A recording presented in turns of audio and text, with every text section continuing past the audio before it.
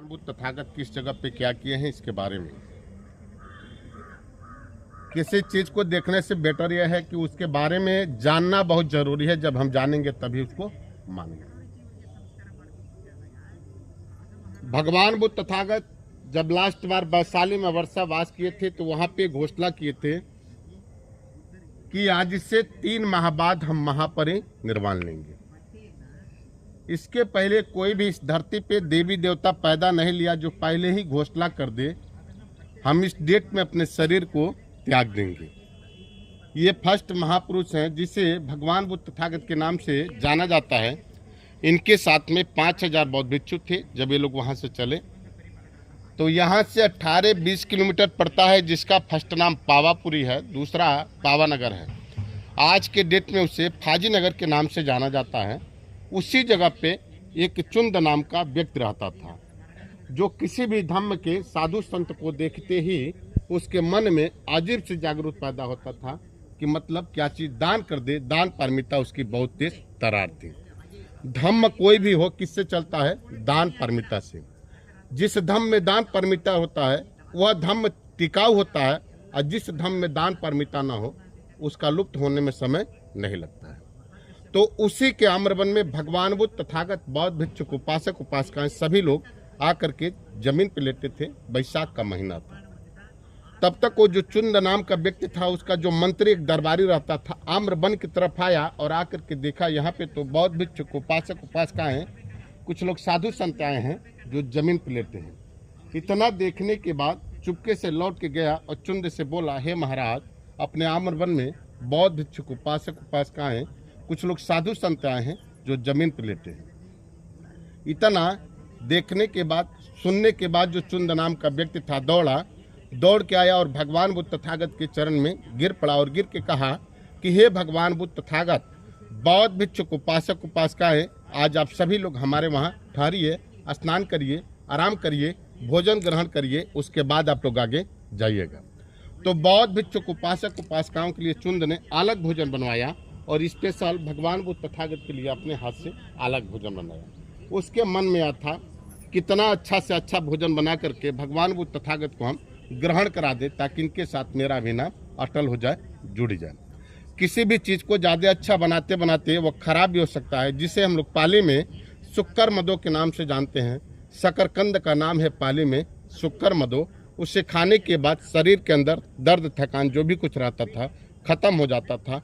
उसी में शहद, घी, मशरूम जो भी कुछ मिला चुंद ने सभी को एक ही में मिक्स कर दिया, जिसके कारण उसमें पॉइजन हो गया, जहर हो गया। आज भी घी और मधु की मात्रा जब एक बराबर होगा क्या होगा? जहर हो जाएगा।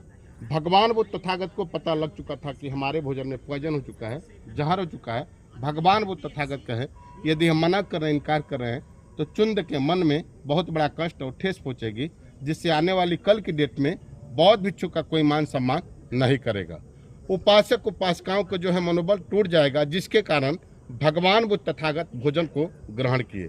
ग्रहण करने के बाद चुंद से कहे, चुंद, हमारे इस भोजन से किसी अन्य बौद्ध भिक्षु को न दिया जाए, इसे गड्ढा खुनवा करके पैक करा दिया जाए ताकि कोई भी जीव जंतु इसे न खा सके। उस समय भगवान बुद्ध तथागत को अतिसार हो गया, उल्टी दस्त होना चालू हो गया, तबीयत खराब हो गया। उस समय कुछ लोग लगे कहने कि भगवान बुद्ध तथागत को चुंद ने सुअर का मांस खिला दिया, जहर खिला दिया। शायद आप लोग भी सुने होंगे। तो ये आप लोग अपने मन में भावना मत रखिएगा। इसे इसलिए उछाला गया ताकि बौद्ध धर्म कभी परिवर्तन न कर सके, इसका पतन हो जाए। उस समय भगवान बुद्ध तथागत कहे कि अनिच्चा संकारा जीवन उत्पन्न है तो इसका पतन होना अनिवार्य है। जितना ही हमारे लिए सुजाता का महत्वपूर्ण खेल था, जिससे हमारी बोध गया बोधि वृक्ष पीपल के पेड़ के नीचे ज्ञान प्राप्त हुआ था, उससे कई गुना चुंद का मशरूम का भोजन है, जिससे हमारी महापरिनिर्वाण प्राप्त होगी। उस समय बौद्ध भिक्षुक उपासक उपासिकाएं जब ये सभी लोग वहाँ से चले तो यहाँ से 10 किलोमीटर पड़ता है, जिसका फर्स्ट नाम निरंजना नदी है, दूसरा नाम उसका घाघी है। आज के डेट में उसे कुकुत्ता नदी के नाम से जाना जाता है। वहाँ पे जब भगवान बुद्ध तथागत बौद्ध भिक्षुक उपासक उपासिकाएं सभी लोग आए तो उसी जगह पे स्नान किए, आराम किए और कहे कि हमें कुशौटी जाना है। इसका फर्स्ट नाम कुशौटी है, दूसरा नाम इसका कुशीनारा है। आज की डेट में इसे कुशीनगर के नाम से जाना जाता है। यहाँ पे जब भगवान बुद्ध तथागत आए तो सबसे पहले जिसे हम लोग माथा कुंवर टेम्पल के नाम से जानते हैं, जहाँ पे भगवान बुद्ध तथागत मेडिटेशन में बैठे हैं। सबसे पहले उसी जगह बैठे और बैठ करके आनंद जी को अपना पात्र दिया और कहे कि हे आनंद, हमें प्यास लगी है, हमें पानी पिला दीजिए। उस समय आनंद जी कहे कि हे भगवान बुद्ध तथागत, यहाँ पे तो कहीं चापाकल कुआं नहीं दिखाई दे रहा है, हम कहाँ से पानी लाएं। उस समय भगवान बुद्ध तथागत कहे कि आनंद, यहाँ से थोड़ी दूर पे हिड़ावती नदी है, जिसे आज के डेट में बुद्धा घाट के नाम से जाना जाता है, नौका विहार के भी नाम से जाना जाता है। हाई स्कूल इंटर की क्वेश्चन में भी आता है। कुसावटी कुशीनगर किस नदी के किनारे बसा है? तो रिवर हिड़ावती नदी के ही किनारे बसा है, जस्ट दीवार के बगल में। यहाँ पे जब आनंद जी पात्र को लेकर के आए पानी लेने के लिए, तो कुछ समय पहले बैलगाड़ी, हाथी, घोड़ा जो भी कुछ था क्रॉस किया था, आने जाने का मार्ग वही था। उसी समय 500 बैलगाड़ियाँ एक ही साथ में क्रॉस किया था, जिसकी वजह से पानी गंदा हो चुका था। आनंद जी को बड़ी दुखित और चिंतित हुआ कि गंदा पानी ले जा करके भगवान बुद्ध तथागत को हम नहीं पिला सकते हैं, नहीं ग्रहण करा सकते हैं। आनंद जी दुखित और चिंतित होने के बाद लौट के जाते हैं माथा कुंवर टेम्पल और कहते हैं कि हे भगवान बुद्ध तथागत, वह पानी आपके पीने के लायक नहीं है, कोई और उपाय बताइए। उस समय भगवान बुद्ध तथागत कहते हैं कि आनंद, हमें प्यास लगी है, प्यास हमें सहन नहीं हो पा रहा है, हमें बौद्ध भिक्षुक, उपासक, उपासिकाएं सभी को यहाँ लास्ट उपदेश देना है। चरत भिक्षवे चारिके, बहुजन हिताय बहुजन सुखाय। आनंद, जो पानी चलता है वह पानी कभी गंदा नहीं होता है, जो ठहर जाता है वह पानी गंदा होता है। आनंद, बीच नदी में जाओ, पानी निर्मल हो चुका है। फिर आनंद जी दुखित और चिंतित होने के बाद रोते हुए पात्र को लेते हैं और बीच नदी में आते हैं, तो पानी निर्मल हो जाता है, स्वच्छ हो जाता है। पात्र में पानी लेते हैं, ले जाकर के भगवान बुद्ध तथागत को देते हैं। भगवान बुद्ध तथागत जल को ग्रहण करते हैं। ग्रहण करने के बाद बौद्ध भिक्षुक, उपासक, उपासिकाएं सभी को वहाँ पे लास्ट उपदेश देते हैं और कहते हैं कि हम यहाँ पे महापरिनिर्वाण लेंगे। उस समय बौद्ध भिक्षुक, उपासक, उपासिकाएं सभी लोग चकित और परेशान हो जाते हैं। क्वेश्चन करते हैं भगवान बुद्ध तथागत से कि हे भगवान बुद्ध तथागत, आप इतनी सी छोटी जगह पे जंगल झाड़ी एरिया में महापरिनिर्वाण क्यों लेना चाहते हैं? ऐसी बड़ी बड़ी जगह है जहाँ पे आप महापरिनिर्वाण ले सकते हैं, जैसे कि राजगीर है, नालंदा है, बोधगया है, कपिलवस्तु है, सारनाथ है, वैशाली है। उस समय भगवान बुद्ध तथागत कहते हैं कि आप लोग मुझे न देखिए, हमारे न रहने पे मुझे ही चाहने वाले लोग आपस में कट पीट के लोग मर जाएंगे और मेरे बताए हुए मार्ग पर चलने वाला कोई नहीं मिलेगा। ये राजा मल्ल की राजधानी है और लिच्छवी की। जो राजा मल्ल था कुश्ती किया करता था, जो लिच्छवी था वह भेदी बाण चलाया करता था। इन दोनों से बलवान पूरे एशिया, पूरे भारत, पूरे विश्व में कोई था ही नहीं।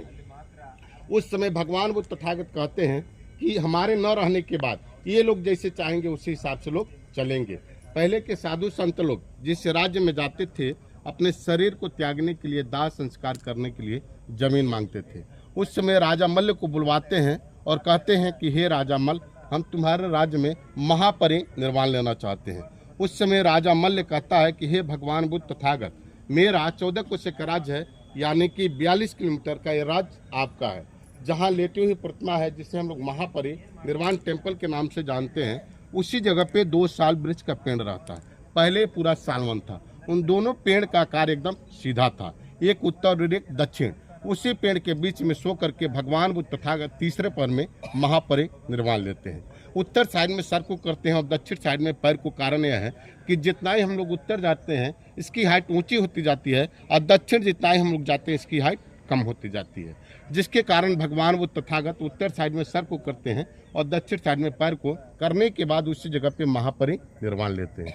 महापरिनिर्वाण लेने के बाद इनकी बॉडी को पूरी अच्छी तरह से चंदन की लकड़ी का बक्सा बना करके तेल और घी में डुबा करके रखी जाती है। उस जमाने में किसी लिप्स या बर्फ का प्रयोग नहीं है। धूप अगरबत्ती भी जला कर रखा जाता है ताकि इनकी शरीर और बॉडी से कोई बदबू गंध न आए।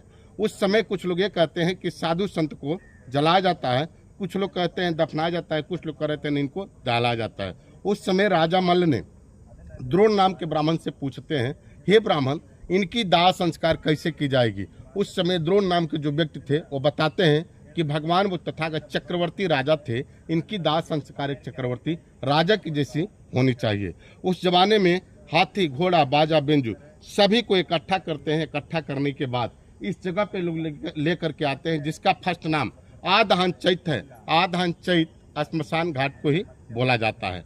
बौद्धिस्ट में अगरबत्ती और मोमबत्ती से ही बॉडी के ऊपर आग लगाई जाती है। पूरी अच्छी तरह से बॉडी को चंदन की लकड़ी से इनकी बॉडी को पूरी अच्छी तरह से सजा दी जाती है। सजाने के बाद भगवान बुद्ध तथागत की बॉडी को 500 मीटर चीवर वाली कपड़े से इनकी बॉडी को लपेट करके रखा जाता है। जब ये लोग आग लगाना चालू करते हैं तो उस समय भगवान बुद्ध का 1.5 फीट हाथ और पैर दोनों बाहर निकल जाता है, जिसके वजह से लकड़ी गिरना चालू हो जाता है। उस समय बौद्ध भिक्षुक, उपासक, उपासिकाएं सभी लोग चकित और परेशान हो जाते हैं। उस समय राजा मल्ल से पूछते हैं कि हे राजा मल्ल, इस तरह क्यों होता है? तो उस समय राजा मल्ल ने द्रोण नाम के ब्राह्मण से पूछता है। तो उस समय जो अनिरुद्ध बनते हैं, जिनके नाम से यह अनुर्ध्वा ग्राम सभा चलता है, वह बताते हैं कि भगवान बुद्ध तथागत महाकश्यप का वेट कर रहे हैं। कश्यप सम्यक संबुद्ध हैं, जब तक आएंगे नहीं इनके बारे में आग लगेगा नहीं। फिर कश्यप के साथ में राजगीर से चल के 7000 बौद्ध भिक्षु आते हैं और आकर के जब 3 बार इसे परिक्रमा करते हैं, भगवान का पैर का नमस्कार करते हैं, तो ऑटोमेटिक इसमें आग पकड़ लेता है। इसमें आग कोई नहीं लगाता है। पकड़ने के बाद अस्थि को बिटरवा करके राजा मल्ल कहता है कि अस्थि हम किसी को नहीं देंगे, इसका भव्य स्तूप बनवाएंगे। उस समय अजातशत्रु भी अपना सेना लेकर के आ जाता है, बिंबसार का लड़का, और कहता है कि पहले मुझसे युद्ध करो, पहले मेरा हक है, अस्थि को हम लेकर के जाएंगे। उस समय 8 गणराज्य के राजा भी आ जाते हैं युद्ध के कगार पे। उस समय सभी को पता होता है कि राजा मल्ल और लिच्छवी से युद्ध करके कोई नहीं जीत पाएगा, सबको मार डालेंगे। उस समय जो द्रोण नाम के व्यक्ति थे वो बताते हैं कि हे राजा मल्ल, आजीवन भगवान बुद्ध तथागत शांति के मार्ग पर चले और आप अस्थि के लिए क्यों शोर मचा रहे हैं? अस्थि को डिवाइड कर दीजिए। इनकी बातों को मान करके राजा मल्ल ने द्रोण नाम के ब्राह्मण के द्वारा अस्थि को 8 भाग में डिवाइड करता है, जिसमें 1 पार्ट रामग्राम कोलिया, दूसरा वैशाली के लिच्छवी, तीसरा पावा का चुन, चौथा कपिल वस्तु का शक, राजगीर का अजातशत्रु, कुशीनगर का मल, पावा का चुन। इस प्रकार अस्थि को 8 भाग में डिवाइड करते हैं, जिनके यादगार में 8 स्तूप यहाँ राजा मल्ल ने बनवाते हैं। जब 8 स्तूप अस्थि को 8 भाग में डिवाइड हो जाता है, उस समय राजा मल्ल ने 8 स्तूप यहाँ बनवाते हैं। उसके बाद जब अशोक सम्राट की शासन आती है तो उन्होंने 7 स्तूप की खुदाई कराते हैं, जिसमें 1 स्तूप नहीं खोदा जाता है, कपिलवस्तु सिद्धार्थनगर का। और इन 7 में से उन्होंने अस्थि निकलवा करके फिर थोड़ा थोड़ा रखवा करके पूरे भारत में उन्होंने 84,000 बुद्ध विहार और स्तूप का निर्माण करवाते हैं। और भगवान बुद्ध तथागत की जो अस्थि कलश है, जहाँ लेटी हुई प्रतिमा है, उसके पीछे जो गुम्बेज आप लोग देखेंगे, उसी में भगवान बुद्ध तथागत की अस्थि कलश रखी गई है। इसका फर्स्ट नाम आदहन चैत है। आदहन चैत इसलिए नाम पड़ा कि पहले पूरा श्मशान घाट था। दूसरा नाम इसका अंगार चैत है। अंगार चैत इसलिए नाम पड़ा कि भगवान बुद्ध तथागत की बॉडी में आग कोई नहीं लगाता है, ऑटोमेटिक आग पकड़ लेता है, जिसकी वजह से अंगार चैत्य के नाम से जाना जाता है। तीसरा नाम इसका मकुट बंधन चैत्य है, इसलिए नाम पड़ता है। जिसको भी राज तिलक होता है, राजा विशेष बनाया जाता है, राजा गद्दी दी जाती है, तो इसी जगह पे ला करके उसके सर पे मुकुट बांधा जाता है, जिसकी वजह से मकुट बंधन चैत्य के नाम से जाना जाता है। आज के डेट में इसे रामाभार स्तूप के नाम से जाना जाता है, इसलिए कि जिसका शासन सत्ता जैसे आता है उस हिसाब से लोग नाम इसका चेंज करते चले जाते हैं। जिस समय इसको राजा मल्ल ने बनवाया था, इसकी हाइट 273 फीट थी। इसको बने हुए 2568 वर्ष पुराना है। तो अपने वहाँ सबसे अधिक शासन सत्ता राज किया मुगल शासन। जब उनकी शासन काल आए तो लोग इसकी खुदाई कराए। जब उनको कुछ समझ में नहीं आया तो लोग इसको इसी तरह पैक करा के छोड़ दिए। जब अंग्रेज की शासन आई तो उनको लगा कि इसमें बिक्खो गहना गुड़िया कुछ है, वो लोग इसकी खुदाई कराए और पूरे जमीन की सतह तक गए। मिला तो मिला क्या इसमें अस्थि और हड्डे। फिर उन्होंने इसे पैक कराया।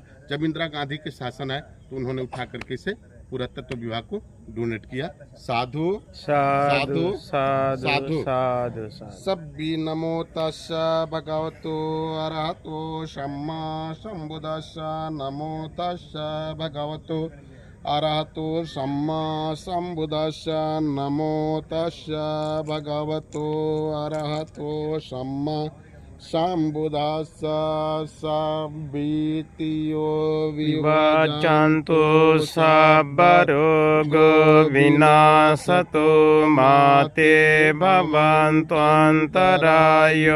सुखी दीर्घायिको भवद्वादनशीले नीचं वोड्डापचायिनो चत्तारो धम्मां वर्धन्ति आयुवन्नो सुखं बलन्ति सर्वमङ्गलं रक्षन्तु सर्वदेवता सर्वबुद्धानुभावेन सदा सोत्थि भवन्तु ते भवतु सर्वमङ्गलं रक्षन्तु सर्वदेवता सर्वधर्मानुभावेन सदा सोत्थि भवन्तु ते भवतु सर्वमङ्गलं रक्षन्तु सर्वदेवता सर्वसङ्घानुभावेन